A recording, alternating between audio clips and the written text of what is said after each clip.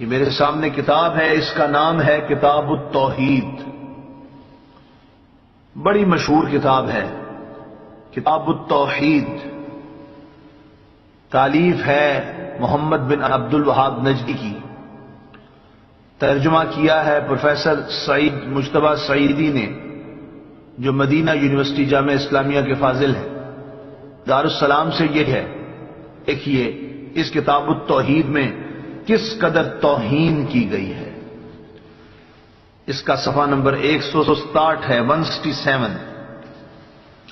167 167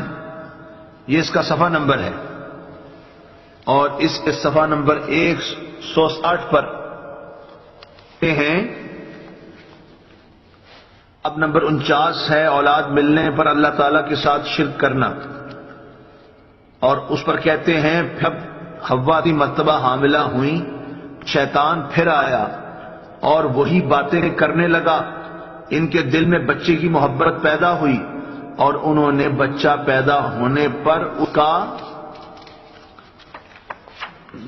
نام عبد الحارث رکھا۔ ابن عباس رضی اللہ عنہما کہتے ہیں انہوں نے اس عنایت میں دوسروں کو اللہ کا شریک ٹھہرا دیا کہ یہی تفسیر ہے۔ یہ بات انہوں نے سیدنا عبداللہ بن عباس سے منسوب کی ہے، لیکن خود حاشیے میں خود ہی کہتے ہیں کہ اس واقعہ کو حافظ ابن کثیر اور علامہ ناصر الدین البانی نے ضعیف کہا ہے۔ تفصیل کے لیے دیکھیے تفسیر ابن کثیر جلد صفحہ 364 اور السلسلۃ الضعیفہ رقم الحدیث 342، یعنی کہ جو ان کی بیس تھی، بنیاد تھی، وہی ایک ضعیف روایت کی بنا پر تھی، اور جب وہ بنیاد ہی نہیں رہی تو پھر نبی علیہ الصلوۃ والسلام جو کہ اللہ کے پیارے نبی ہیں، پہلے نبی ہیں، سیدنا آدم علیہ الصلوۃ والسلام، ان کو اور ان کی زوجہ سید حوا رضی اللہ تعالی عنہا کو نعوذ باللہ مشرک کہنا اور ان پر شرک کا فتویٰ لگانا، یقیناً یہ کسی نجدی اور غیر مقلد وہابی اہل حدیث کا ہی کام ہو سکتا ہے۔ اب یہ عبارت دوبارہ سماعت فرمائیے کہ انہوں نے نام اپنے بچے کا عبد الحارث رکھا،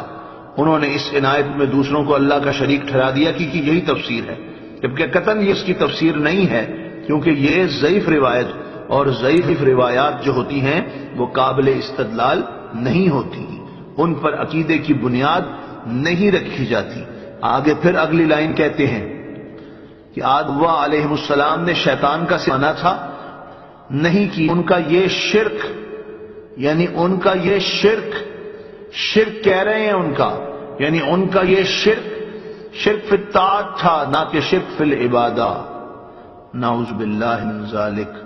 اللہ تبارک و تعالی غیر مقلدین کے فتنہ سے محفوظ رکھے۔